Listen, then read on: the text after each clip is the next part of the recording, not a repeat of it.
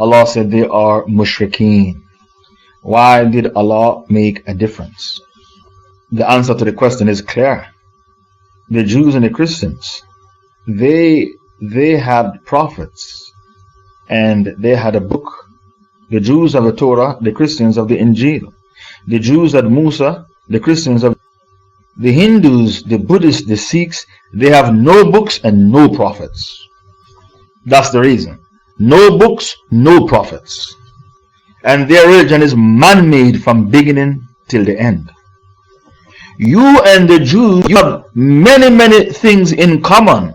You and the Hindus, you have nothing in common. You and the Buddhists, you have nothing in common. You are allowed to eat the slaughtering of Jews and Christians. You can't eat the slaughtering of pagans. If you're a man, you can marry their woman. You cannot marry a Hindu girl, a Sikh girl, a Buddhist girl. It's haram. That marriage is not accepted. The Jews and the Christians are allowed to live in the Islamic State and pay jizya. We take jizya from Jews and Christians. There's a third type of people we take jizya from, and those are the Zoroastrians. You have a lot of things similar to Jews and Christians. You have a lot in common. Muslims, Christians, and Jews worship the same God, whether you want to accept it or not.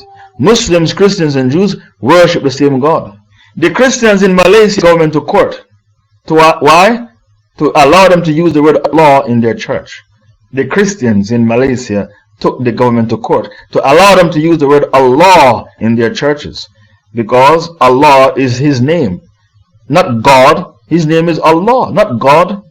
So I keep telling you, there are many similarities between the three great religions: Islam, Judaism, Christianity. So what are the similarities? There are many similarities. The first similarity, we worship the same God. The only difference is that they went astray in regards to Tawheed. They worship Jesus as another God beside Allah. They worship Jesus as another God. And the Jews worship their rabbis as gods beside Allah, because the rabbis make haram halal and halal haram. Tawbah 31. Tawbah 31. The Jews, they worship their rabbis as gods beside Allah. So what is the second difference? The second difference, we all believe in Abraham and Moses. Whether you are a Muslim, a Christian, or a Jew, you believe in Abraham and Moses and Noah. And you believe in the story of Sodom and Gomorrah. And you believe in the story of Joseph with his 11 brothers. That's the second similarity. The third similarity is that you believe in the human soul. Could you please undot the room, because you can undot the room and bounce anyone who is a troublemaker and ban them for life from the room. If someone puts something on the screen which is wrong, you bounce them and ban them for life from the room. We can eat their slaughtering, but nothing like this in the case of pagans. The other similarity is that we believe in the human soul. The other similarity, we believe in Moses and Abraham. We even believe in the story of Sodom and Gomorrah, the homosexuals of Sodom and Gomorrah, what happened to them. And we believe in the story of Joseph with his 11 brothers. We believe in all of that. Whether you are a Muslim, a Christian, or a Jew. The other similarity is that we believe in life after death. Whether you are a Muslim, a Christian, or a Jew, you believe in resurrection, Yawmul Hisab, the day of reckoning. And the other similarity is that you believe in the angel Gabriel. Whether you're a Muslim, a Christian, or a Jew, you believe in the angel Gabriel. Whether you are a Muslim, a Christian, or a Jew, you believe in the hellfire and you believe in paradise. You are even allowed to eat the slaughtering of the Jews. So when you travel from one part of America to buy halal meat, and you travel 5 hours for a halal butcher, that's not necessary. Why don't you buy kosher meat? The Jews are very strict with their meat. I was told it's not allowed to buy kosher because they send the money to Israel. Brothers told me that in private PM. Brothers told me this in private PM. Did you know that the very first ayah of Surah Bayyina, لم يكن الذين كفروا من أهل الكتاب والمشركين منفكين حتى تأتيهم البينة. Did you know that the scholars of Tawheed use it as evidence? The very first ayah of Surah Bayyina is a great evidence for the scholars of Tawheed. Did you know that? What is the evidence? Allah pronounced the kuffar kafirun before the knowledge came to them about Tawheed. In Surah Bayyina, Allah pronounced the unbelievers kuffar before the knowledge of Tawheed reached them. What is that telling you? There is absolutely no excuse for worshipping a false deity. In Surah Bayyina, the very first ayah, Allah or evidence arrived to them. Who's going to post the hujjah? Which hujjah you need? I didn't quote any ayah. Did I quote any? Just a minute. This tells us that there is no excuse for worshipping a false deity. Yes, there is no excuse for worshipping a false deity. It's okay. I'll ask somebody to post the hujjah. Where is South Africa? Muslima 245. Her father looked after me when I was there. As long as the dars is recorded, that's what counts. The point I was making is, the scholars use the very first ayah of Surah Bayyina to prove that there is no such thing called the excuse of ignorance for worshipping a false deity. Because Allah Ta'ala made takfir on the people who worship a false deity, and Allah Ta'ala did not give them the excuse of ignorance. Allah called them kafirun. The disbelievers, Allah called them kafirun before the hujjah was established against them.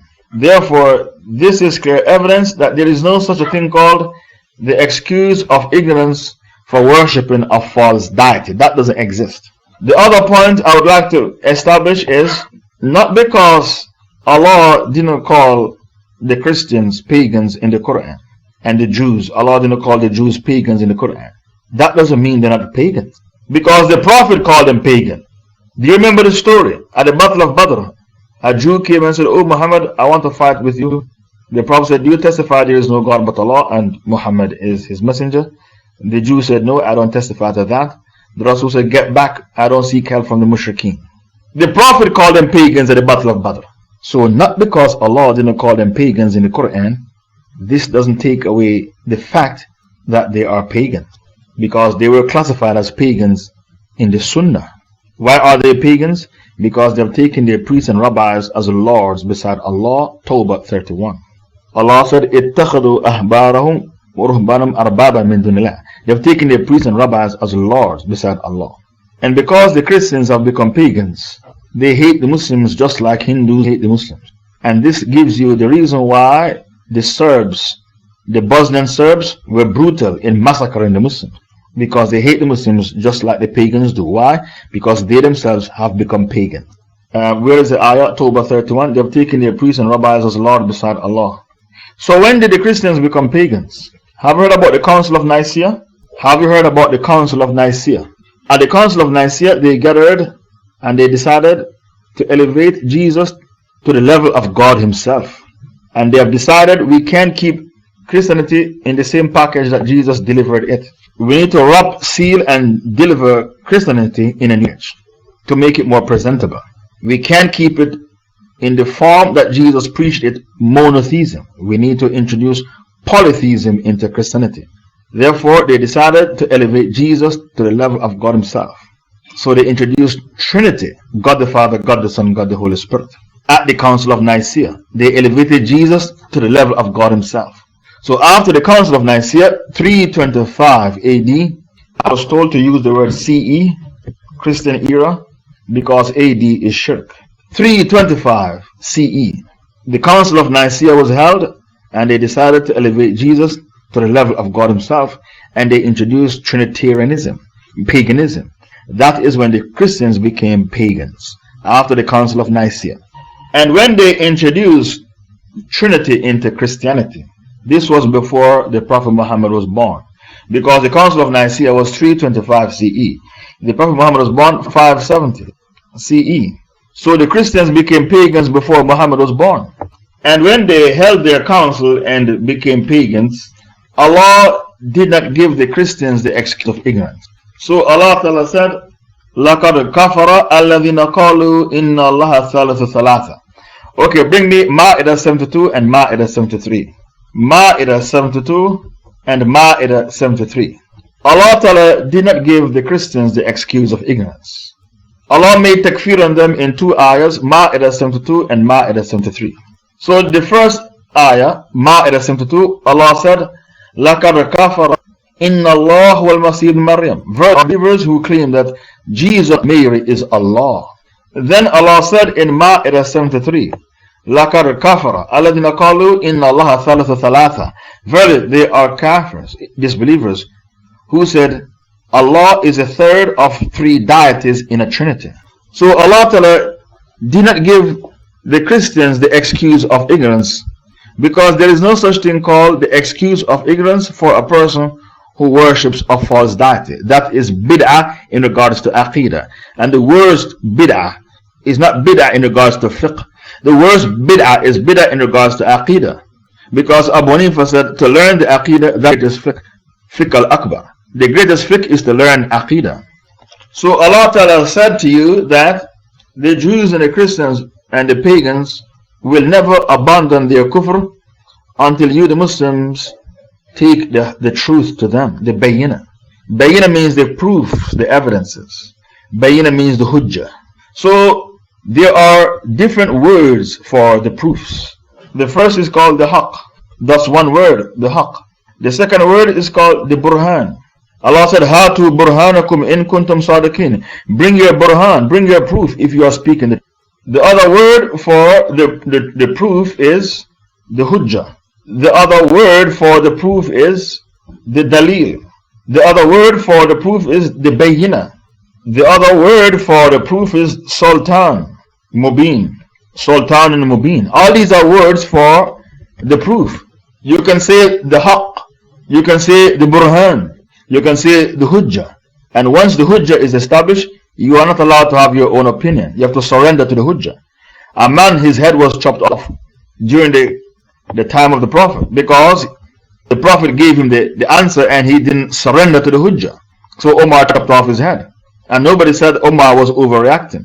Once the hujjah is established, you cannot say but or if or maybe. You just have to surrender to the hujjah, because the word Muslim means the one who surrenders. That of the word Muslim, the person who surrenders. You can say hujjah, you can say dalil, you can say bayyina, and you can say sultan mubin. All these are words that are used for the proof. Another word which is used by Allah for the proof is the ayah.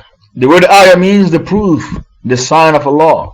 Ayatullah. Ayatullah means the sign of Allah. The very first ayah of Surah Bayyina is telling you that you need to give da'wah, because Islam has a brilliant future. The very first ayah of Surah Bayyina is telling you that you are not allowed to give up hope on the Jews and the Christians, the Hindus, the Buddhists, the atheists, the agnostic. Don't give up hope. Some of them will take the Shahada. If their hearts were sealed, why did Allah say, مِنْ أَهْلِ الْكِتَابِ وَالْمُشْرِكِينَ مُنْفَكِينَ حَتَّى تَأْتِهُمُ الْبَيِّنَةُ? The Jews and the Christians, and the pagans will never abandon their kufr until you, the Muslims, take the message to them. Allah used the word munfakina. Munfakina means to abandon. This means not every kafir heart is sealed. Haven't you met many reverts in your life? I am a revert. Not every kafir heart is sealed. You can't give up hope on humanity. The reason why you can't give up hope on humanity is because Allah Ta'ala has promised Islam a brilliant future. Mike? Allah Ta'ala has promised Islam a brilliant future. And Allah Ta'ala will never break His promises. Allah said, هُوَ الَّذِي أَرْسَلَ رَسُولَهُ بِالْهُدَى وَدِينِ الْحَقِّ لِيُظْهِرَهُ عَلَى دِينِ كُلِّ وَلَوْ كَرِهَ الْمُشْرِكُونَ. Surah 61 verse 9. That is the ayah, Surah 61 verse 9. Allah said, He it is that has sent His messenger with the huda, the guidance and the religion of truth, to be victorious over all other religions, even though the mushrikun, they hate it. So if Allah Ta'ala is promising Islam a brilliant future in Surah 61 verse 9, how dare you give up hope on humanity? You have no choice, you have to give the da'wah. Because Allah Ta'ala said, وَلْتَكُمْ مِنْكُمْ أُمَّةٌ يَدْعُونَ إِلَى الْخَيْرِ, Surah 3 104. Let there arise from you a party. Surah 3 104. Let there arise from you a party, inviting the people to what is good. وَلْتَكُمْ مِنْكُمْ أُمَّةٌ يَدْعُونَ إِلَى الْخَيْرِ. Khair means what is good. وَيَأْمُرُونَ بِالْمَعْرُوفِ وَيَنْهُونَ عَنِ الْمُنْكَرِ وَأُولَٰئِكَ هُمُ الْمُفْلِحُونَ. Commanding the good and forbidding the evil. They will be the successful ones. So Allah Ta'ala is telling you to give the da'wah, because you are not allowed to give up hope with humanity. Not everyone has a heart that is sealed. There are millions of reverts all over the world. Islam, every time the Kafirs show a documentary about Islam, before they end the documentary, they say it is the fastest growing religion in the world. Surah 16:125. In Surah 16:125, Allah Ta'ala said, "Ud'u ila sabil rabbik bil hikmah wal maw'izatil hasana wajadilhum billati hiya ahsan." Invite mankind, O Muhammad, to the way of your Lord with hikmah, with wisdom, and beautiful preaching, and argue with them in a way that is better. Argue with them in a way that is better means speak with evidence, speak with knowledge, and don't raise your voice. Don't become angry, because you'll forget your knowledge when you become angry. They want you to become, but you'll forget your knowledge. So there are many verses of the Quran that commanded us to give the da'wah, to invite people to Islam. Why there are many verses telling us to invite people to Islam?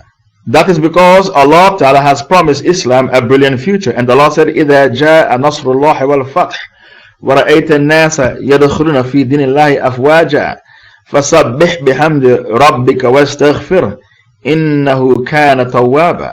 When the help of Allah comes and you see the victory, and you see people rushing into the fold of Islam, afwaja, in multitudes, celebrate the praise of your Lord and seek His forgiveness. Verily, He is the most forgiving of those who forgive. So Allah Ta'ala has promised Islam a brilliant future. And Allah told you, the Muslims, the Jews and the Christians, and the pagans, pagans means Hindus and Sikhs and Buddhists, they will never abandon their kufr until you, the Muslim, establish the evidence against them. Therefore, you need to become experts in establishing the hujjah against the kuffar. And you are not allowed to give da'wah to every Tom, Dick, and Harry. You give da'wah to a person who shows interest. Allah Ta'ala did not tell you to give da'wah to every Tom, Dick, and Harry. Allah didn't say that. In Surah 87, verse 9, Allah said, فَذَكِّرْ إِن نَفَعَتِ الذِّكْرَى. Give the admonition if it benefits the person. You are not supposed to give da'wah to a kafir who is rebellious to the message and cantankerous. You are not allowed to give da'wah to the person who is rebellious and cantankerous. Refuse to surrender to the haqq. Allah said, فَذَكِّرْ إِن نَفَعَتِ الذِّكْرَى. Give the admonition if it benefits the person. So the person who is rebellious to what you are saying, you are supposed to leave him alone. Don't give him the da'wah. Why? Because you are throwing silver and gold to the swine in the precious message of Islam to a rebellious person. You are throwing silver and gold to the swine. You are wasting your time, and this person doesn't worth a dime. فَذَكِّرْ إِن نَفَعَتِ الذِّكْرَى. So when you meet a Jew, you say to the Jew, your relatives went and took up residence in Medina. Banu Qaynuqa, Banu Nadir, Banu Qurayza. And the reason why they went to live in Medina is because they were expecting Muhammad to come. Listen to how you give da'wah to a Jew. They were expecting Muhammad to come.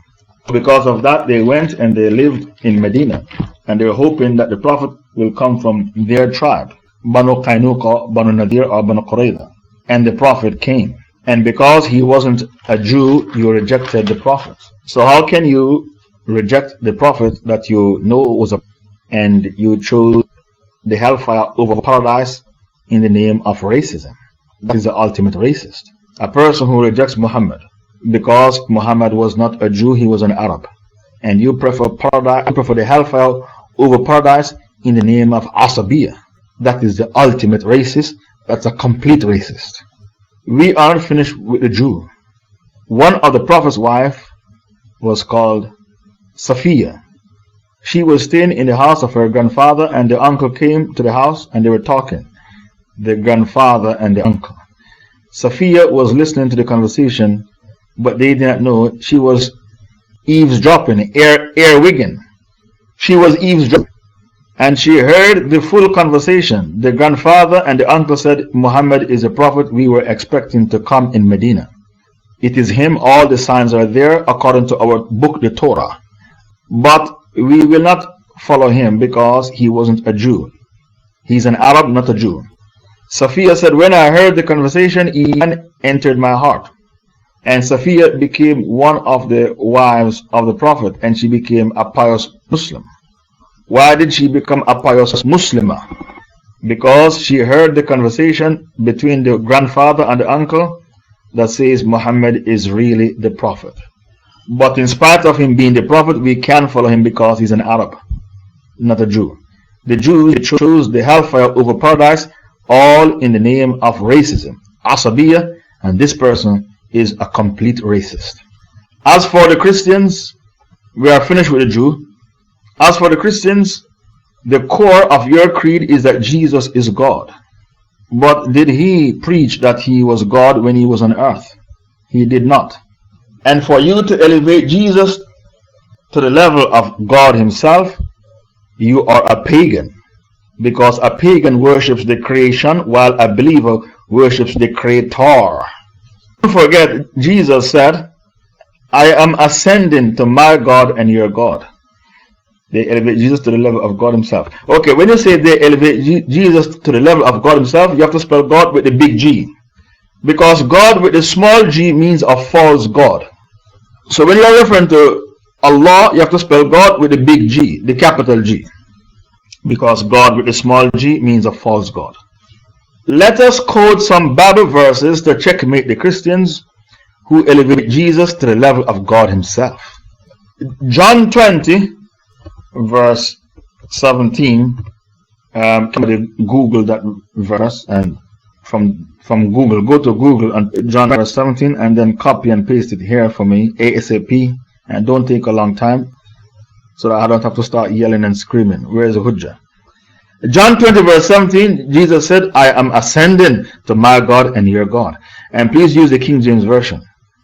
I am ascending to my God and your God. So if Jesus said, I am ascending to my God and your God, how can he be God himself? I am ascending to my God and your God. That's one Hujjah against the Christians. And the reason why we bring the Hujjah against the Christians to checkmate the Christians is because Allah said the Jews and the Christians and the pagans will never abandon their kufr until you, the Muslim, take the message to them, the bayyina to them. And this surah is called Surah Bayyina. John 14:28. The Father is greater than I. The Father is greater than I. The Jews and the Christians will never abandon their kufr unless you, the Muslim, take the message, the bayyina to them. Yes, that is what Allah said. They will never become munfakina until you take the message to them. Munfakina means to abandon their kufr. So if Jesus is saying the Father is greater than I, who told you to hold a council called the Council of Nicaea 325 CE and elevate Jesus to the level of God himself? Who told you to do that? If Jesus said the Father is greater than I, who gave you the right to hold the Council of Nicaea? Nicaea is a city in Turkey. Today they call the city Izmir. Who told you to hold the Council of Nicaea and elevate Jesus to the level of God himself? Who gave you that right? Jesus didn't tell you he was God or he's equal to God. He said that God is greater than I. The Father is greater than I. John 5 verse 30. Jesus said, I have no authority to do anything. All my authority is from God. And as I hear, I judge. And my judgment is just. Because I'm not seeking my will, I'm seeking the will of God. So if Jesus said, I have no authority, all the authority belongs to God, how can you say he's God? How can God be stripped of his authority?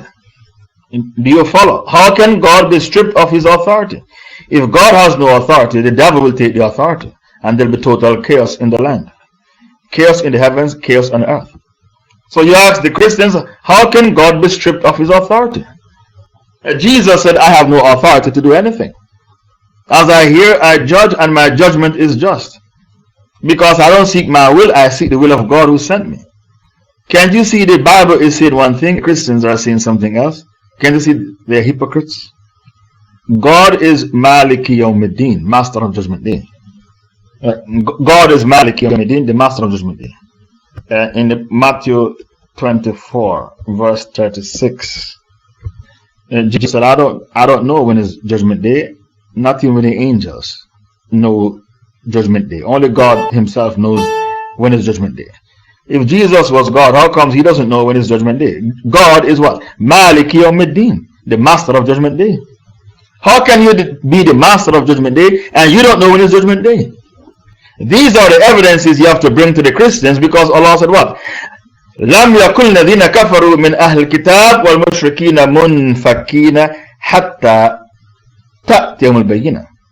The Jews and the Christians will never abandon their kufr until you Muslims take the message to them.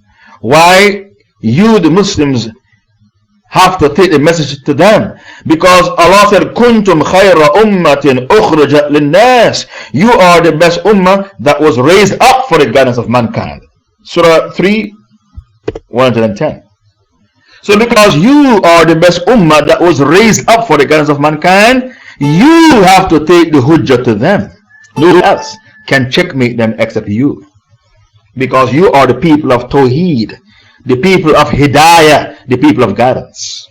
There are three people mentioned in Surah Fatiha. An'amta alayhim, those who are blessed. Maghdub alayhim, those who are cursed. Daleen, those who are astray.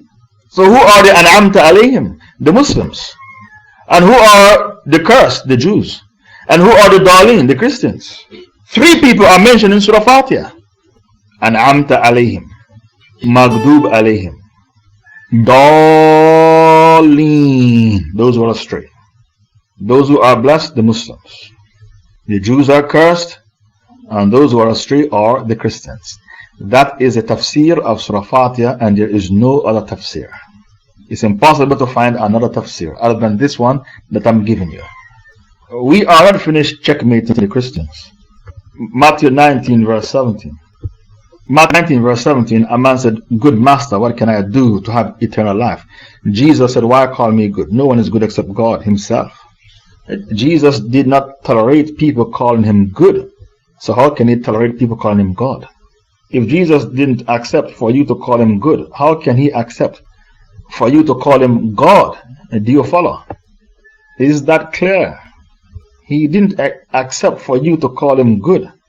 So how on earth can He accept for you to call Him God? Can't you see the Christians are hypocrites? Because the Bible is saying one thing and they are saying something totally different. Sometimes the Christians announce Judgment Day is going to come on this date and that date, like they said, it will be the 21st of May 2001. Christians made that declaration. The 21st of May 2001 is Judgment Day. But their own Bible said that only God knows when. Jesus said, I don't know, only God Himself knows. So if Jesus said, I don't know when His Judgment Day knows, why did you announce that May 21st is Judgment Day 2011? Can't you see the Bible is saying one thing and the Christians are saying something else? That is hypocrisy. It's like the Quran is saying pork is. Dr. Palta can tell you pork is halal. That's hypocrisy. The Quran is saying one thing and Shaykh Faisal is saying something different. The opposite of the Quran. That is hypocrisy. And Allah said the hypocrites will be in the bottom of the hellfire. Nisa 145. The hypocrites are in the bottom of the hellfire. Inna al-munafiqeen fi darak al-asfali min al-nar. Baqarah, Nisa 145. How can your book say one thing, your religious book, and you say something totally different? That means you're a hypocrite. And why do you claim to follow Jesus? You're walking around with an uncircumcised penis and you eat pork. You don't follow Jesus. You eat pork and you walk around with an uncircumcised penis. A man who's not circumcised is like a dog, not clean, prone to catching the AIDS virus. You follow your evil, corrupted desires. That's what you follow, evil and corrupted desires. You don't follow Jesus. So don't try to deceive us. You can't deceive us. We know what Jesus was. One last evidence from the Bible to checkmate the Christians. And the reason why we have to checkmate them is because Allah said if you don't checkmate them, they're not going to leave their kufr. If you don't checkmate them, they're not going to leave their kufr. You have to debate with them and checkmate them. Only then they will leave their kufr. Because Allah said, لَمْ يَكُنْ الَّذِينَ كَفَرُوا مِنْ أَهْلِ الْكِتَابِ وَالْمُشْرِكِينَ مُنْفَكِّينَ حَتَّى تَأْتِيَهُمُ الْبَيِّنَةُ. The Jews and the Christians and the pagans will never, until you establish the hujjah against them, until you bring them the haqq, until you establish the burhan, the evidence, the proofs, until you checkmate them. Only then they will abandon their kufr. John 5 verse 37. One day Jesus was sitting with his 12 disciples. What he said to them? When he was sitting with his 12 disciples, what did he say to them? This is called a knockout punch. This verse I'm bringing you is called a knockout punch. And I could have bring you 100 verses where Jesus said, I'm not God. But I don't want to drag this bayan for 2-3 hours. I have things to do. Jesus said, God who sent me testify about me. You have neither heard his voice at any time nor seen his form. If Jesus was God, they would have seen him and they would have heard him. God who sent me testify about me. You have neither heard his voice at any time nor seen his form. This verse is called the knockout punch for those who say Jesus is God. And the Father himself has sent me, borne witness of me. You have neither heard his voice at any time nor seen his form. As for the pagans, you are worshipping wooden stones. They can't do it, neither can they harm you. A Hindu was sitting in his hut in India, and a dog came and urinated on his god. He was so embarrassed he took shahada. A dog came and he was so embarrassed he took shahada. A Hindu in India. You the Hindus, you have a celebration called Diwali, and when we ask you to explain it to us, the festival of light, you said the reason why you have the festival of light is because Ram was in exile, and Ram is their god. And when he was coming back to the city, it was dark, and you were afraid that Ram would trip in the dark and hurt himself, because Ram could not see in the dark. So even though Ram is a god, God cannot see in the dark. So you have to light up the city for Ram to see properly, to come into the city. You see how stupid your religion is, because your God was in exile and his wife was stolen from him, and when he came back to the city he could not see in the dark. So they have to light up the city for your God to see, because you don't want your God to trip over and hurt himself. And because you light up the city, it is called the festival of light, Diwali. You see how stupid paganism is. Allah told you in Surah 5 verse 82, nobody hates the Muslims like Jews and pagans. لَتَجْدَنَّ أَشَدَّ النَّاسِ عَدَاوَةً لِلَّذِينَ آمَنُوا الْيَهُودُ وَالَّذِينَ أَشْرَكُوا. Nobody hates Muslims like Jews and pagans. The Jews hate you because you replace them as God's chosen people. Nobody likes to be replaced. Allah has no special relationship with anyone. If you abandon the dawah, the message, Allah will dump you and replace you with new people who will carry the message, who love Allah and Allah loves them. So the Jews hate you because you replace them as God's chosen people, God's favorite. How do we know that you are God's chosen people? Allah told you, Surah 3, 110, كُنْتُمْ خَيْرَ أُمَّةٍ أُخْرِجَتْ لِلنَّاسِ. You are the best ummah that was raised up for the guidance of mankind. Surah 3, 110. You have replaced the Jews as God's chosen people. And because you have replaced them, they carry a vendetta against you, the Muslims. And every time they see you walking down the road, they say in their hearts, that is a religion I should be following. But his pride doesn't allow him to follow that religion. He has the same disease of the heart like Iblis, pride. Allah Ta'ala doesn't have any special relationship with anyone. If Allah chose you to carry his message and you became lazy and abandoned the message, Allah will dump you. Surah 5:54. That is the Hujjah. Surah 5:54. يا الذين آمنوا من يرتد منكم عن دينه فسوف يأتي الله بقوم يحبهم ويحبونه أذلة على المؤمنين عزة على الكافرين يجاهدون في سبيل الله ولا يخافون لومة لائم ذلك فضل الله يؤتيه من يشاء والله واسع عليم. All who believe, whoever from amongst you turns back from his religion, al-Islam, soon Allah will bring a people whom He loves, and they love Allah also. They will be humble towards the believers and harsh towards the kuffar, fighting in the way of Allah, and they will never fear the blame of the blamers. That is the grace of Allah that He bestows on whom He wills, and Allah is all sufficient for His creatures' needs. The ayah is clear. If you were chosen by of Islam and you did not carry the banner, you refuse to be a stalwart of Islam. That's a new English word for you, stalwart. That's a new English word for you. Stalwart means the champion for a cause. Stalwart means a champion for a cause. Allah chose you to be the stalwart of Islam, the soldiers of Islam, to carry the banner of Islam. And you dump Islam. Allah will dump you and replace you with a new people. The ayah is clear, Ma'idah 54. Allah has no special relationship with anyone.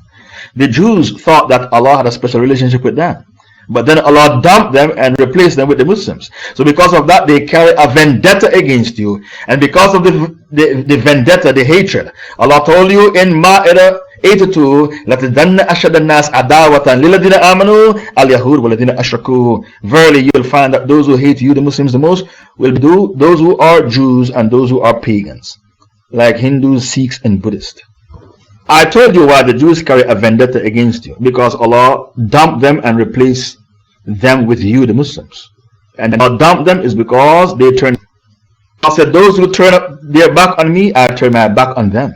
If you forget me, I forget you. If you dump me, I dump you. Tawbah 67. Nasallah fa nasiyahum. They dump Allah, so them. They forget Allah, so Allah forget them. The way you treat Allah, Allah will treat you the same way. If you come to Allah with one handspan, Allah comes to you with 10 handspans. If you come to Allah walking, Allah will come to you running. If you come to Allah walking, Allah will come to you running. The way you treat Allah, Allah shall treat you the exact same way. If you come to Allah with one handspan, Allah comes to you with 10 handspans.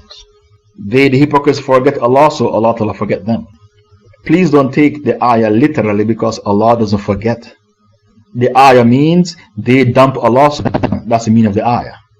Allah doesn't forget. So don't take the ayah literally. So why the pagans hate you? They hate you because you establish the hujjah against them, and you say to them, you are worshipping wood and stone with you, and they can't harm you.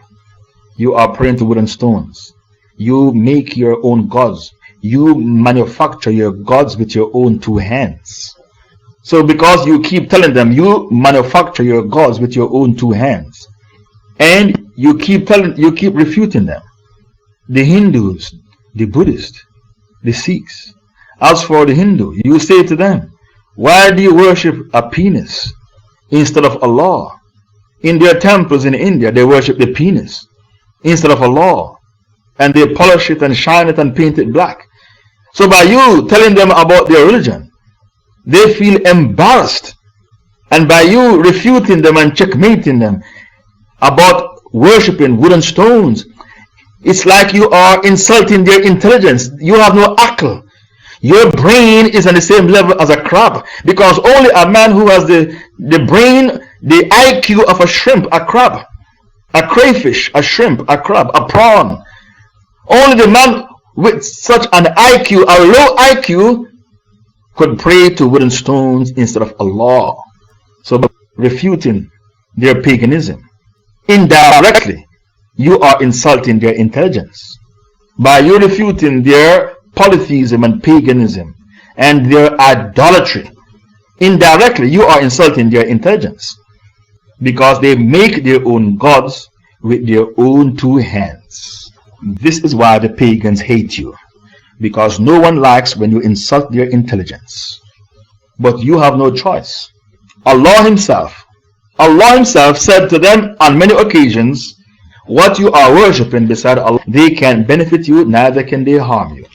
And these pagans are hypocrites. You know why? Because when they were in the boat and the boat was about to capsize, they didn't call upon Lat, Uzza, Hubal, Manat, they call upon Allah. When they were on dry land, bring me the ayah, Surah 29, verse 65. When they were on dry land, they worshipped wood and stone. When they were in the boat and the boat was about to sink, they cried upon Allah alone and they promised Allah. They didn't cry upon Lat, Uzza, Hubal, Manat, because they know that wood and stone can't save them. I am in the boat and the boat is about to capsize. What can wood and stone do for me? They can't help me. So they call upon Allah and Allah alone. And they promise Allah, if you save us when we go back to dry land, we shall worship you alone. Allah said, فَلَمَّا نَجَّاهُمْ إِلَى الْبَرِّ إِذَا هُمْ يُشْرِكُونَ. Allah said, I answered their dua. And when they went back to dry land, they worshipped wooden stones. They broke their promise. They put a stunt on Allah. When they went back to dry land, they put a stunt on Allah. They broke their promise to Allah. Man is like that. He calls upon you when his back is against the wall. And when you bail him out and help him, he passes you on the road and he behaves like he doesn't. He turns his face the other way. Man is very, very ungrateful. He's even ungrateful to Allah. That is the reality of man. He uses you, then he dumps you. When I was on tour of South Africa and I told this story, the people in the masjid said, oh, Shaykh Faisal, if Allah knew that they were trying to pull a stunt, why didn't he leave them to drown? Why did he rescue them? If Allah is the all-knowing, the all-wise, and Allah knew that they are going to lie, they were lying and they are going to pull a stunt. When they go back to dry land, they are going to worship idols. Why didn't Allah leave them to drown? That question was put to me by the Muslims of South Africa when I quoted the ayah in the masjid. The answer to their question is clear. The answer to the question is clear. The Kiram and Katibin recorded what took place. The Kiram and Katibin, they did not use Toshiba camera or Sony or Samsung to record what took place. They did not use a mobile phone camera to record the incident. Samsung Galaxy. That's the phone everybody is going crazy for right now. Samsung Galaxy. They did not need Toshiba camera, Samsung, Sony, Sharp recorder to record the incident. But it was recorded by the Kiram and Katibin. One on the right, one on the left. Then on Judgment Day, it will be played back to them. The incident of them in the boat, it will be played back to them on Judgment Day. It will be said to them, do you remember the day when you were in the boat? And the boat was about to capsize, and you raised your hands, and you begged Allah, and you cried, and you said, oh Allah, if you save us from drowning, when we go back to dry land, we will worship you alone, and I rescued you. But you didn't keep your side of the bargain. When you land and you touch down, you worship wooden stones, not me, Allah. They will see that incident on Judgment Day. It is recorded by the Kiram and Katibin. It was recorded. فَمَنْ يَعْمَلْ مِثْقَالَ ذَرَّةٍ خَيْرًا يَرَى وَمَنْ يَعْمَلْ مِثْقَالَ ذَرَّةٍ شَرًّا يَرَى. If you should do an atom's width of good, you shall see it on the day of judgment. The Kiram and Katibin recorded everything. And if you should do an atom's width of evil, shar, you shall see it on the day of judgment. All your deeds will be played back to you, and you will be reminded about what you did. As for the Muslim will admit his sins. The Muslim will admit his sins. And because the Muslims will admit his sins, Allah will forgive the Muslim and give him the paradise. The Kafir will never admit his sins. The Kafir will say, no, I did not do that. I did not gamble my money in casino. I didn't seduce my neighbor's wife. I didn't go to bed with my sister-in-law, the sister of my wife. I did not. The Kafir will deny all of sins. And when the Kafir keeps denying, Allah will seal his lips. And Allah will tell his hands and feet to testify against him. And the first limb on your body to testify against you will be the left leg. Your left leg will be the first to speak out against you. And because of that, Allah revealed Yasin 65. Surah Yasin verse 65. Yasin Surah 36. اليوم نختم على أفواههم وتكلمنا أيديهم وتشهد أرجلهم بما كانوا يكسبون. On that day, on the day of resurrection, on the day of judgment, we shall seal up their lips, their mouths, and their hands will speak to us, and their legs will bear witness to what they used to earn when they were in the dunya. This is why Allah Ta'ala will seal the lips of the kuffar, because the kafirs will deny their sins. I learned a hadith from the lips of my sheikhs. Let me see if we can find the hadith. I learned a hadith from the lips of my sheikhs in university some 18 years ago. Let me see if you can find the hadith. Do we have any hadith experts in the room? The hadith says, on Judgment Day, Allah will take away from the Muslims their sins. Allah will take away from the Muslims their sins and put it on the scales of the kuffar and dump them into the hellfire and send the Muslim to paradise. On Judgment Day, Allah will take away from the Muslims their sins, their zina and their khamr and their gambling and so on and so forth.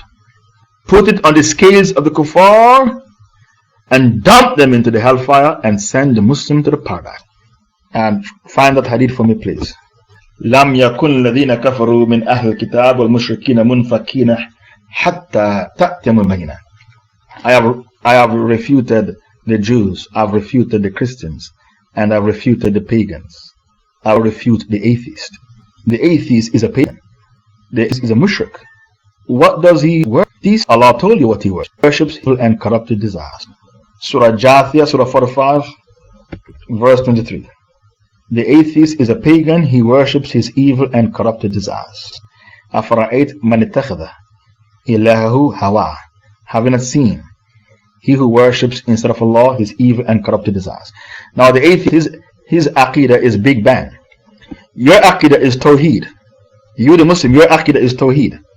And the Christian aqidah is Trinity. So what is the aqidah of the atheist? His aqidah is the Big Bang. A hadith Qudsi advocates on the day of... did you find the hadith that I learned from the lips of my sheikhs? Let me see what you have. A hadith Qudsi advocates on the day of judgment, the sins of Muslims will be put upon the backs of Jews and Christians by the command of Allah, and these sinful Muslims as well as the righteous Muslims will be admitted to the heavens by Allah's order. This hadith is sound, mentioned in the Mustadrak of Al-Hakim. Now this book, the Mustadrak of Al-Hakim, it has many hadiths that are not in English. Yes, if you go to the blog, you'll find all the hadiths I'm quoting. The Mustadrak of Al-Hakim, it has many hadiths that are not found in the English language. And the only reason why I came up with these hadiths is because it was one of my favorite books in university. But my sheikhs used to frown when they see me reading it. They said, come to us with the hadiths you are reading, because some of the hadiths are fabricated. To us and double check all the hadiths, Faisal, write them down and check with us, because some of these hadiths are fabricated. But the Mustadrak of Al-Hakim is a wonderful book, and it's not in English. It's a rare book, but not every hadith is fabricated. Thousands are sahih. We have refuted the Jews. We have refuted the Christians. We have refuted the pagans. We are now going to refute the atheist. The atheist is a pagan. His aqidah, his creed is the Big Bang. Now, the Big Bang that the atheist is talking about, it was made mention of in the Quran. So we can't dismiss the Big Bang totally. What we the Muslims are saying is, a bang took place, but Allah created the bang. He's saying to us, the bang came about by itself. We said, no, the bang took place, but the bang was created by Allah. So where in the Quran Allah spoke about the Big Bang? Surah 21 verse 30. According to my recollection. Surah 21 verse 30. So Allah Ta'ala said, أَوَلَمْ يَرَ الَّذِينَ كَفَرُوا أَنَّ السَّمَاوَاتِ وَالْأَرْضِ كَانَتَا رَتْقًا. Do you realize that Allah began the verse by saying, have not those who are kuffar realized that the heavens and the earth were joined together? Allah is not talking about the Muslims. Allah did not address Muslims. Allah said the kuffar alladhina kafaru. Don't you realize the heavens and the earth? So when you come up with your Big Bang theory, Allah is saying, we revealed that in the Quran more than 1400 years ago. So don't try to teach the Muslims anything new. The Quran was revealed more than 1400 years ago to the Prophet Muhammad in the desert, and it mentioned the Big Bang. You came up with the Big Bang theory in the 1950s. You did not teach the Muslims anything new. You are late with your information. And because Allah knows that the Kafirs believe in this ayah, Allah is addressing the Kafir. So what did Allah say? أَوَلَمْ يَرَى الَّذِينَ كَفَرُوا. Those who are kafirun, can't you see? Can't you see that the heavens and the earth were joined together as one single entity? Then we split them apart. فَفَتَقْنَاهُمَا. We split them apart. And we have made a living thing out of water. Another scientific fact for you, the kuffar. Not only did we tell you about the Big Bang, we are giving you more knowledge. We created every living thing out of water. The Quran is a scientific book. And the Quran is a book of sociology. And the Quran is a book of psychology and anthropology. But you can't appreciate the Quran until you get the tafsir of the Quran. It's impossible to appreciate the Quran until you get the tafsir of the Quran, until you ponder on the Quran. And Allah Ta'ala cursed those who don't ponder on the Quran. Allah cursed the people who don't reflect and ponder on the Quran. So in Surah Nisa, verse 82, Allah said what? Afa yatadabbaruna al-Quran am ala qulubin أفلا يتلون القرآن ولو كان من عند غير الله باختلاف كثيرا. Why don't you contemplate on the Quran? Had it been from somebody else beside Allah, indeed you would have found in it many mistakes, many discrepancies, and many far-fetchedness. Then Allah said in Surah Muhammad, verse 24, أفلا يتدبرون القرآن أم على قلوب أقفالها. Surah 47 verse 24. Why don't you contemplate on the Quran, or your hearts are wrapped? Your hearts are sealed. So this is where the curse is. The only person who don't concentrate on the Quran is a person whose heart is wrapped, whose heart is sealed. That is the curse. The curse is found in Surah Muhammad verse 24. Only a person whose heart is sealed is not affected by the Quran. This is the mother of all miracles. So for you not to be affected by the Quran, you are a cursed human being. Your heart is sealed. This is why you are not affected by the Quran. And how can you be an Arab with the Quran in your language and you are not a Muslim, you are not a believer? How is that possible? You are an Arab and the Quran did not affect your heart. No wonder Allah said in Tawbah 97, Al-Arab ashaddu kufran wa nifaqa. The desert Arabs will be the worst of kuffar and the worst of hypocrites. Surah 9 verse 97. How can you be an Arab and the Quran didn't penetrate your heart? No wonder Allah said in Surah 9 verse 97, Al-Arab ashaddu kufran wa nifaqa. You'll find that the desert Arabs will be the worst in kufr and the worst in hypocrisy. So when George Bush declared his crusade, the Saudis and the Kuwaitis and the Qataris, the Bahrainis, all the Arabs, they jumped on the bandwagon of Bush with his crusade and helped him to kill 1 million Muslims. And they did not flinch, they didn't hesitate to jump on the bandwagon of Bush, because Allah said that the desert Arabs, you'll find them to be the worst in kufr and the worst in hypocrisy. And after Bush killed the Muslims and he went to Saudi Arabia, King Abdallah kissed him on his lips. I've seen the picture all over YouTube. King Abdallah kissing Bush on his lips to thank him for killing the Muslims. Why? Because Allah told you in Tawbah 97, the desert Arabs will be the worst in their kufr and worst in hypocrisy. Because you have the mother of all miracles, the Quran, in your own language and it didn't penetrate your heart. How can you have the mother of all miracles in your language and still it didn't touch your heart? Indeed, you are the worst of kafirs and the worst of hypocrites. لم يكن الذين كفروا من أهل الكتاب والمشركين منفكين حتى تأتيهم البينة. I have checkmated, I have refuted the Jews, I have refuted the Christians with their own Bible, I have refuted the pagans. Now let us refute the atheist. The atheist is a pagan. You want us to believe that the world came about by an accident. We have already told you we don't have a problem with the Big Bang because it's in the Quran. But we have a problem with you believing that the Bang came about by itself. Nobody created the Bang. For you to refute the atheist, you need to bring at least 5 different evidences. The first one is the sun. Allah swears by the sun in the Quran for you to reflect on the sun. And Allah said the sun is one of the wonderful and marvelous creation. Listen to how you. If the sun is too close to us, we would all bake like baked chicken and die. We'll become roasted. Too hot. And if the sun is too far away from us, we will all freeze to death. In order for life to be sustained on earth, the sun has to be meticulously, scrupulously, fastidiously, situated accurately, situated over our head. It can't be too close for us to bake like baked chicken, and it can't be too far away from us for us to freeze to death. The sun has to be situated over our heads meticulously and scrupulously in order for life to be sustained on earth. We say to you, the atheist, if the world came about by itself, why is it that the sun is scrupulously and meticulously, accurately, precisely situated over our heads, not too far for us to freeze to death, not too close for us to be baked like baked chicken and die from the heat?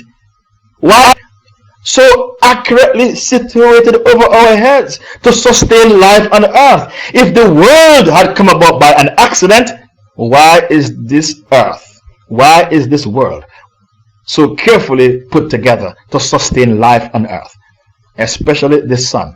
This is the first question you ask an atheist. It's impossible for him to answer that question.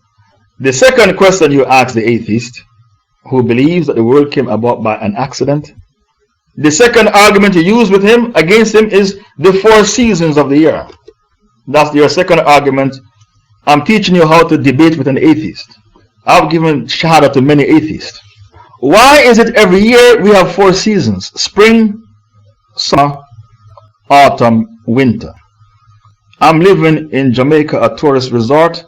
Every winter, thousands and millions come to Jamaica from Europe and America to escape winter. They said it's called our winter break. Why is it we have 4 seasons of the year every year? If the world came about by accident, we would have summer for years non-stop, and we might have winter for another 10 years, 15 years non-stop. But we see that the world, because the world is governed by the wise creator, spring, summer, autumn, winter, they come every year at their prescribed time, and we don't have summer for 10 years non-stop or winter for 15 years non-stop. If the world came about by accident and no one is governing this universe, we would have 10 years of summer non-stop, because everything would be out of control. It's like a Frankenstein out of control. Total. So the 4 seasons of the year is the second argument you use against the atheist. Bismillah. The third argument you use against the atheist is the DNA. The DNA is the third argument you use against an atheist.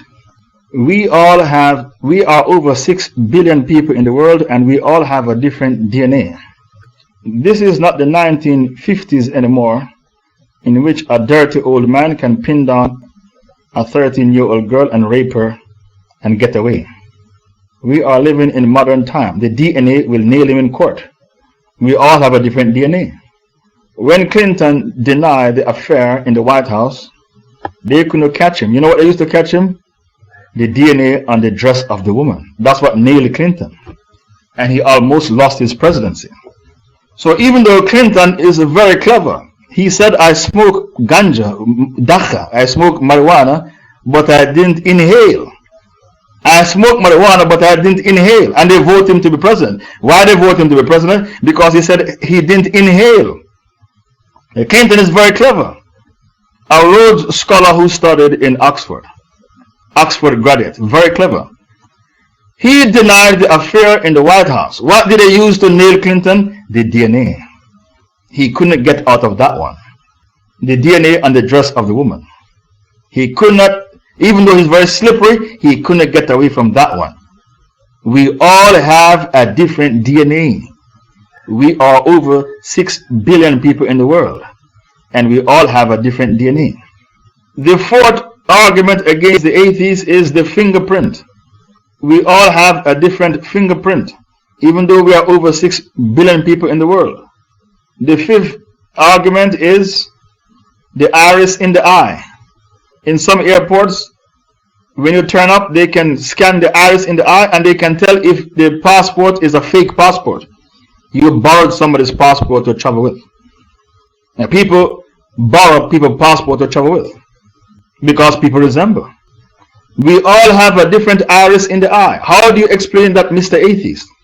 If we came about by accident, at least 1 million people would have the same DNA. 1 million people have the same fingerprint. 10 million people have the same iris in the eye. Can you see that we were meticulously and carefully designed by Allah the Creator, Al-Hakim, the All-Wise?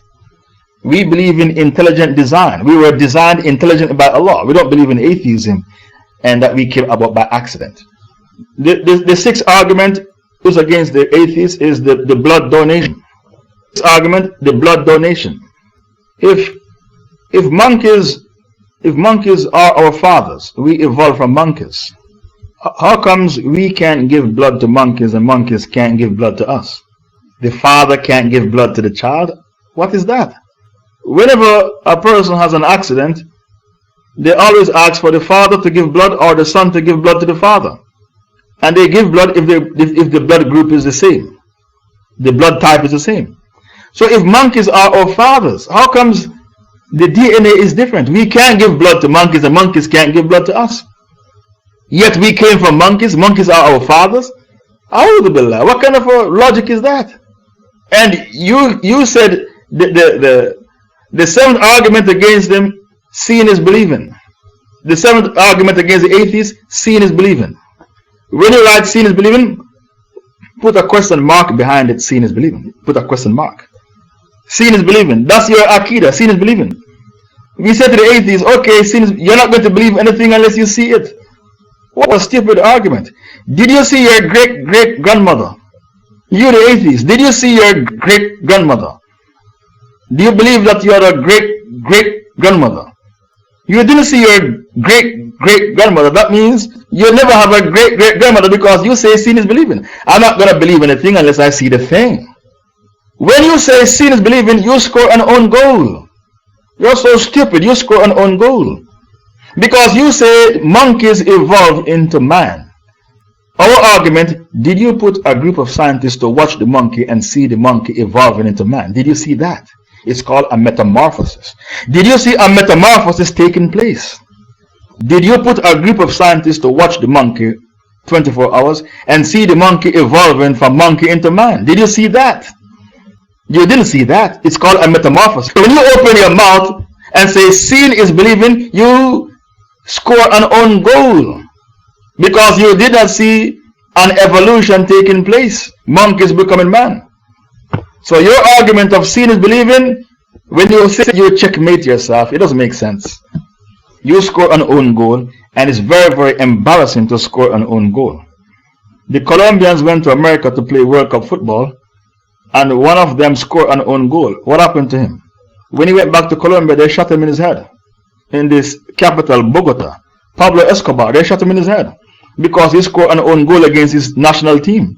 It's very embarrassing to score an own goal. They said, I don't give a damn, it was a mistake, we're going to kill him. How can he score against Colombia? They shot him in his head. A national football player for his country. It's embarrassing to score an own goal. And you, the atheist, you score an own goal by your argument of seeing is believing. You didn't see your great-great-grandmother, and you did not put a group of scientists to work around the clock to watch the monkey evolving into man. You didn't see that. So when you say seeing is believing, all you did was to score an own goal. And when a person is stupid, it's very easy to checkmate that person. We could have brought many more evidences against the atheist, but I prefer to stop here. I've brought a mountain of evidence how to debate with the atheist. Can you use science to prove that God doesn't exist? You said the most intelligent scientist. Okay, the other argument, the next point, number 8, the man who discovered the law of gravity, what's his name? He believed in God.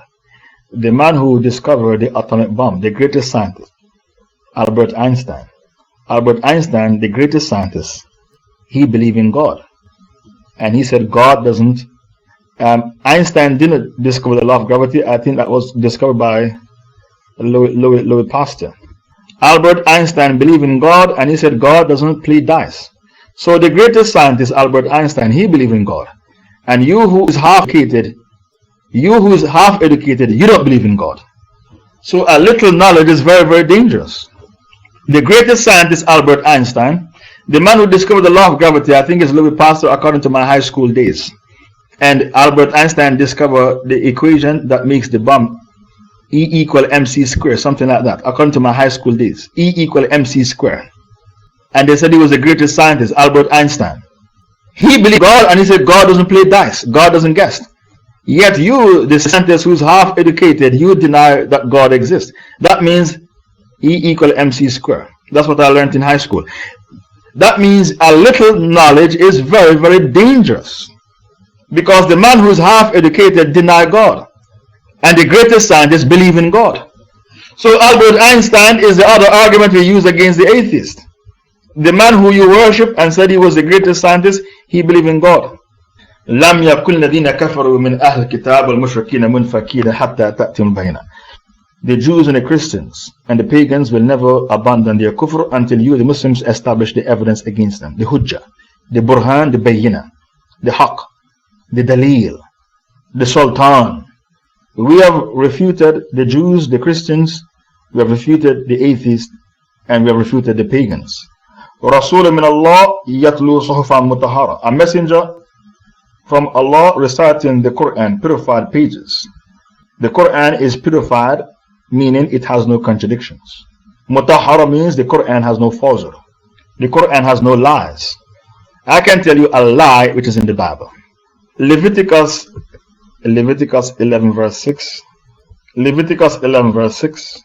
It says the rabbit to its cud. I debated with some Jehovah's Witnesses in South Africa, and when I brought this Bible verse, they went red in the face. It's very embarrassing. And the debate is on the internet. They were mortified. They were mortified when I brought this Bible. That's why a debate is very dangerous, because you don't know what evidence your opponent has against you. Why do you think the Jamaican TV said they can't find any priest to come forward to debate me? The Jamaican TV said we can't find any priest, Shaykh Faisal, to come forward to debate you.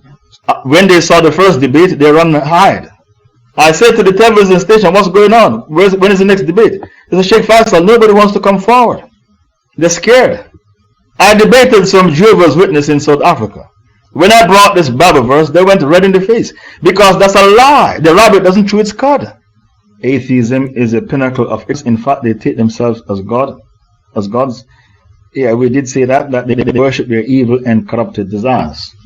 The atheists are pagans. That's why we refuted them, because this ayah is talking about pagans.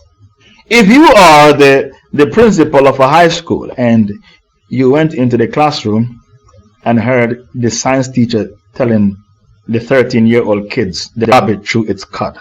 It's a high school, it's a private school, and you charge money for people to send their kids there. And the school has a good reputation. You are the principal, and you entered the classroom and heard a teacher saying to the kids, the rabbit chew its cud. You would have said to the teacher, come to my office when you're finished. And then you'll say to the teacher, pack your bags, you're fired. Your science degree is fake. You brought my school into disrepute. Which rabbit threw its cut? The rabbit on Mars, Jupiter, Saturn? Not the rabbits on Earth. Which rabbit threw its cut? This is why the Christians burnt the Quran. They are jealous. Because your book doesn't have discrepancy. They are jealous of the Quran because it coincides with science. It has no scientific mistakes. So when the Kafirs burned the Quran on September 11, 2010, it's because they are jealous. The Quran, it has absolutely no discrepancies. Nisa 82. Afala yatadabbaruna al-Quran walau kana min indi ghayrillah lawajadu fi ikhtilafan kathira. Won't you contemplate on the Quran had it been from someone else beside Allah? Indeed, you would have found in it many discrepancies, many far-fetchedness, and many contradictions. The Quran is a wise book. The Quran is a wise book because it coincides with your natural instincts. The Quran is a wise book because it coincides with your natural instincts. The Quran knows that men love women, so it allows you 4 wives. Instead of committing zina, have 4 wives. The Quran knows that men allows you free trade. وَأَحَلَّ اللَّهُ الْبَيْعَ وَحَرَّمَ الرِّبَا. Allah makes free trade halal, bay', and Allah makes riba haram. The Quran gives you what you like, money and women. Have your 4 wives and go indulge in free trade. This is why the Quran is a wise book. It coincides with all your natural instincts. The Quran is a book. It did not put burden. لَا يُكَلِّفُ اللَّهُ نَفْسًا إِلَّا وُسْعَهَا. Allah will never put on you a burden beyond your scope. This is the last ayah of Surah Baqarah, Baqarah 286. It doesn't put on you a burden more than you can bear. The Quran is a wise book because it doesn't have contradictions, discrepancies. The Quran is a wise book because it coincides with all modern day scientific discoveries. It coincides with all modern day scientific discoveries. The Quran is a wise book because it teaches you the stories of all the previous prophets. Prophets who came before Muhammad. Why Allah told you the stories of the previous prophets? Because history repeats itself. History repeats itself. The Quran is a wise book because it was revealed to answer problems that the Prophet could not solve. The Quran was revealed to answer problems the Prophet could not solve. Like the slander of Aisha. The Prophet did not know what to believe. He approached 2 of his Sahabas for their opinion. Usama, who he loved dearly, and Ali ibn Abi Talib. And Ali said, you can do without the fitna, get rid of her, women are plentiful. And Osama said, keep your wife. Many historians said Aisha did not forgive Ali for what he said to the Prophet. Many historians said Aisha didn't forgive Ali for what.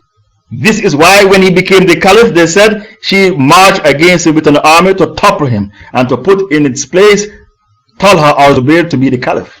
Because she didn't forgive Ali for what he said to the Prophet. Woman plentiful, you don't need a fitna, get rid of her. And Allah revealed Surah 24 verse 11 to say Aisha didn't have an affair, and what the Munafiqun are saying about Aisha is an ifk. What ifk? A big lie. What they are saying about Aisha is nothing but an ifk, a big lie. The Quran is a wise book because it was revealed to solve problems the Prophet could not solve. For example, the slander of Aisha. The Prophet did not know what to believe. Did my wife have an affair? When the verse came down, Aisha said, I did not consider myself so important that Allah would reveal my innocence in the Quran. I did not consider myself so important that for Allah to make my innocence an ayah of the Quran. The Prophet even approached the biggest rival, Zainab bin Jahsh. The biggest rival of Aisha, Zainab bin Jahsh. She was very beautiful, young, intelligent, and she was a cousin of the Prophet. Aisha said she was my biggest rival for the love of the Prophet. When the Rasul approached Zainab bin Jahsh, she said, I will prayers and my eyes. I don't know anything about Aisha except what is good. She did not sink her co-wife. She did not sink her co-wife. She did not use the opportunity to sink Aisha because she was a woman of taqwa. Aisha said, because of the taqwa of Zainab bin Jahsh. What did Aisha say? The taqwa of Zainab bin Jahsh saved her, so she was not among those who were destroyed. Saved her. The Arabic word taqwa is from the root word waqqa. What waqqa means to protect. Waqqa means to protect. So when you have taqwa, you are protected. and you are safeguarded. You are protected by when you have protected and safeguarded. Aisha said because of the taqwa of Zainab bin Jahsh, she was protected, so she was not among those who were destroyed. She did not participate with the munafiqeen in slandering my name. And she was a co-wife of Aisha, the biggest rival. Somebody who is doing the notes is okay. Somebody else can bring the hujjah, and she was a co-wife of Aisha, her biggest rival. Okay, it's okay, you can go for salah. Somebody else bring the Quranic hujjah. So Allah Ta'ala said the Quran is what? A book with purified pages, because the Quran has no lies in it, no mistakes and no discrepancies, and it's a wise book. Fiha kutubun qayyima, wherein are correct and straight laws. Ayah 3, this book has correct laws, straight laws, and these laws are not oppressive. These laws in the Quran are not oppressive. They are straight laws and they are free from oppression, because Allah Ta'ala said, وَأَنَّ اللَّهَ لَيْسَ بِظَلَّامٍ لِلْعَبِيدِ. Surah 3, 182. Your Lord is not oppressive to His servants. Your Lord is not oppressive to His servants. So Allah Ta'ala said, فِيهَا كُتُبٌ قَيِّمَةٌ. Therein are correct and straight laws. Laws that coincide with your natural instincts, and laws that are not oppressive. And laws that are not too difficult for you to bear, a burden more than you can bear. وَمَا تَفَرَّقَ الَّذِينَ أُوتُوا الْكِتَابَ إِلَّا مِن بَعْدِ مَا جَاءَتْهُمُ الْبَيِّنَةُ. The Jews and the Christians did not split up into groups and splinter groups until the evidence came to them. What is this ayah telling you? Whenever the truth arrives in a community, it splits the community in two equal halves. Some follow the truth and some rebel against the truth. Anytime the truth arrives in a community, it splits the community. Because there are two Hizb in the world, Hizbullah and Hizb Shaitan. There are two Hizb in the world, Hizbullah and Hizb Shaitan. So whenever the truth arrives in a community, this is inevitable, and this is one of the what? The 13 laws of nature. The truth divides the community. Because some decide to follow the truth and some decide to follow their evil and corrupted desires. So how can you tell when something is the truth? It's very easy to tell when something is the truth. The Goofy Sufis and the Saudi Salafis, the Goofy Sufis, the Saudi Salafis, the Qadianians, they all hate each other. The Shia, the Sufi, the Saudi Salafi, the Qadiani, they hate each other. The Goofy Sufi, the Saudi Salafi, the Qadiani, the Shia, they hate each other. Anytime they put their differences aside and attack one group, that is the truth. Anytime these deviant groups put all their differences aside and start to attack one message, that is the truth. It's very, very easy to tell what is the truth. At the Battle of the Ditch, this battle is called the Battle of the Ahzab, the Battle of the Allied Forces. The Arabs in the Arabian Peninsula hit each other, and they were at each other's throat. Then they put their differences aside and they united with an army of 10,000 strong to wipe the Muslims on one side of the ditch, and the Kuffar were on the other side of the ditch, and they were united against the Muslims. Those who were on the side of the Muslims, they were following the truth, and those who were with Quraysh, they were following Batil. Anytime the Kuffar put their differences aside and unite against one message, that is the truth. It's very, very easy to know what is the truth. And Allah Ta'ala warns you in Surah 8 verse 73. Surah 8 verse 73. Allah warned you in Surah 8 verse 73. All the kuffar are united against the truth. وَالَّذِينَ كَفَرُوا بَعْضُهُمْ أَوْلِيَاءُ بَعْضٍ إِلَّا تَفْعَلُوهُ تَكُنْ فِتْنَةٌ فِي الْأَرْضِ وَفَسَادٌ كَبِيرٌ. All the kuffar put their differences aside and they are united against the truth. If you the Muslims do not put your differences aside and unite against Batil, bring me a better font, I don't like that font. And those who disbelieve are allies of one another. If you do not do so, they will be written on the earth and great corruption. Yes, Surah 8 verse 73. Allah warns you, all the kuffar, they put their differences aside and they unite against the truth. If you the Muslims do not put your differences aside to unite against the batil, their falsehood, their fasad, there will be fitna in the land and great corruption. وَمَا تَفَرَّقَ الَّذِينَ أُوتُوا الْكِتَابَ إِلَّا مِن بَعْدِ مَا جَاءَتْهُمُ الْبَيِّنَةُ. The Jews and the Christians did not split up into groups and splinter groups until the evidence came to them. Whenever people are hypocrites, they will never follow the truth and they will split up into groups and splinter groups. And Allah told you in Surah 23 verse 53, one of the signs of the last days is that people will split up Islam into groups and splinter groups. Islam will be split up. They try to split up Islam, and every group is happy with their dodgy aqidah. What Allah said, every group is happy with their dodgy aqidah. Surah 23 verse 53. Each faction is rejoicing with its aqidah. Every group happy with their dodgy aqidah. وَمَا أُمِرُوا إِلَّا لِيَعْبُدُوا اللَّهَ مُخْلِصِينَ لَهُ الدِّينَ حُنَفَاءَ وَيُقِيمُوا الصَّلَاةَ وَيُؤْتُوا الزَّكَاةَ وَذَلِكَ دِينُ الْقَيِّمَةِ. And they were commanded not but that they should worship Allah and worship none but Him, to single out Allah for their ibadah, abstaining from ascribing partners, abstaining from shirk, polytheism, and to perform the salah and pay the zakah. That is the upright religion. So all the prophets before Muhammad were commanded to do what? To abstain from shirk and to pray salah and pay zakah. Every prophet. And because of that, Allah said in Surah 16 verse 36, وَلَقَدْ بَعَثْنَا فِي كُلِّ أُمَّةٍ رَسُولًا أَنِ اعْبُدُوا اللَّهَ وَاجْتَنِبُوا الطَّاغُوتَ. It is not a single nation on earth except that we sent unto that nation a Rasul, commanding the people to worship Allah alone and to abstain from the Taghut, the false deity. The Taghut is false deity, and the Taghut is man-made isms and schisms, like democracy and capitalism. The Taghut is the Kafir courthouse. The Taghut is the Kafir army. لَقَدْ بَعَثْنَا فِي كُلِّ أُمَّةٍ رَسُولًا أَنِ اعْبُدُوا اللَّهَ وَاجْتَنِبُوا الطَّاغُوتَ. Every prophet preached Hajj. Every prophet preached Tawheed, Salah, Zakah, Sawm, Hajj. Every prophet. Allah said, يَا الَّذِينَ آمَنُوا كُتِبَ عَلَيْكُمْ الصِّيَامُ كَمَا كُتِبَ. Fasting is prescribed for you, the way it was prescribed on those before you, in order for you to learn taqwa, self-restraint. Baqarah 183. Every prophet preached Tawheed, Salah, Zakah, Sawm, Hajj. The scholars of Tawheed said, why the Prophet Muhammad on the journey Al-Isra wal-Miraj, he led the prophets in Salah in Masjid al-Aqsa. Why the Prophet Muhammad led the other prophets in Salah in Masjid al-Aqsa? Why?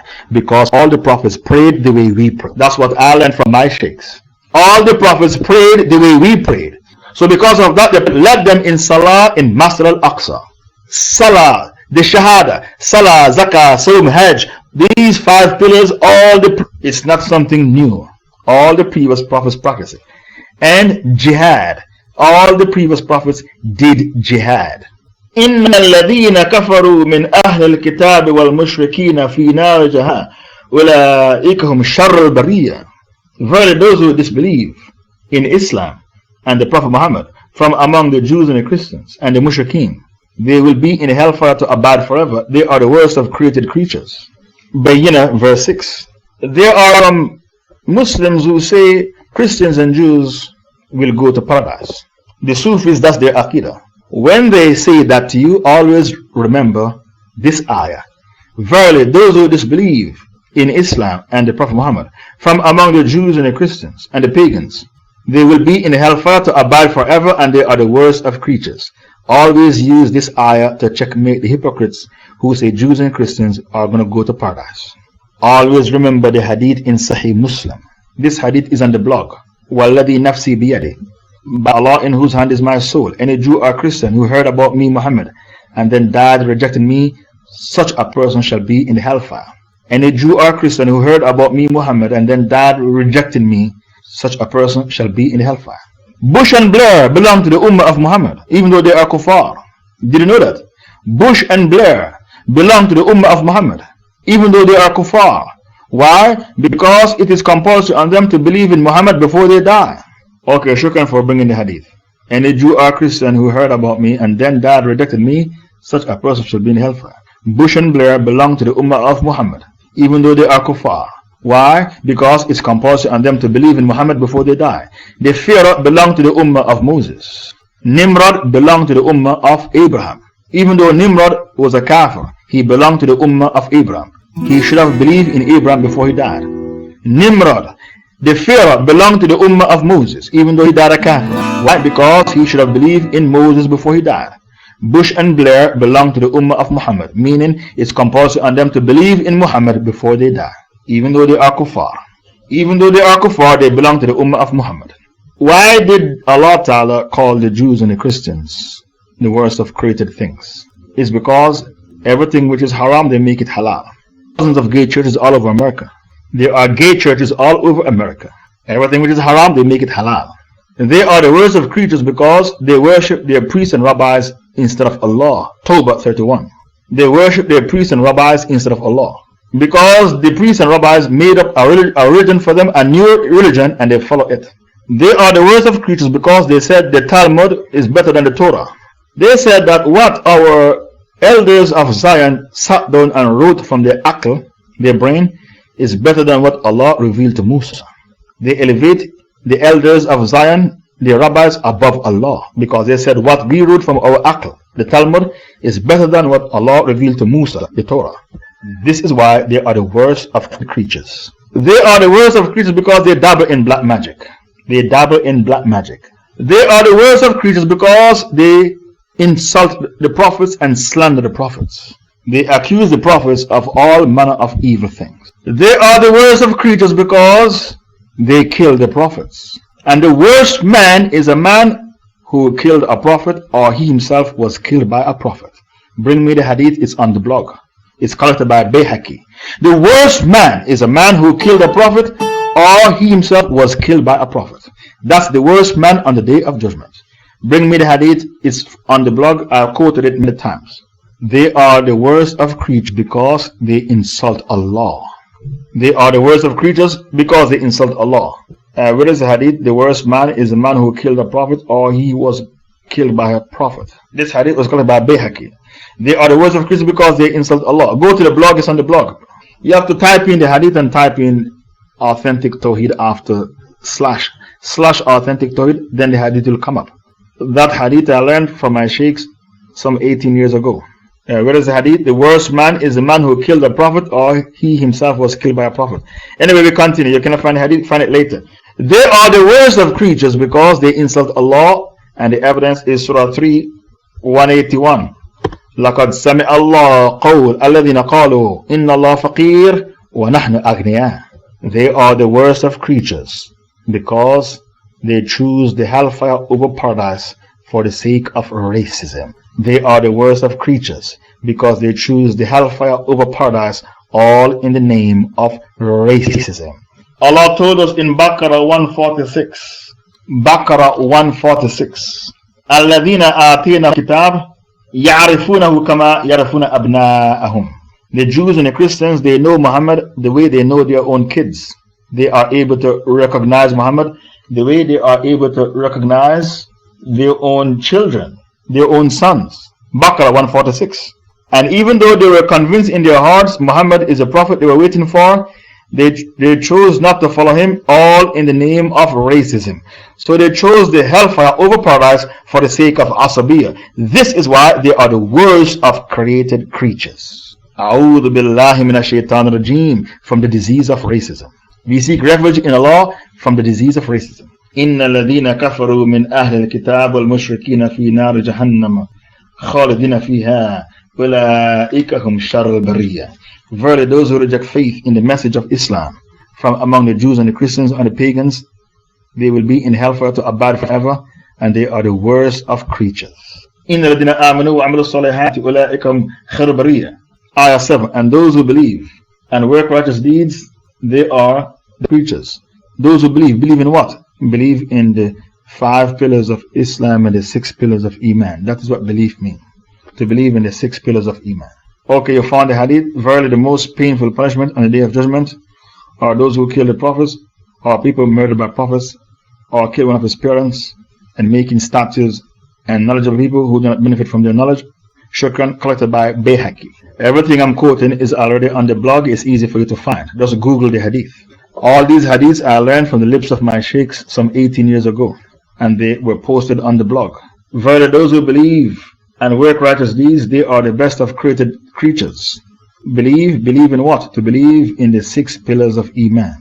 To believe in Allah, His angels, His books, to believe in His messengers, to believe in Judgment Day, and to believe in destiny.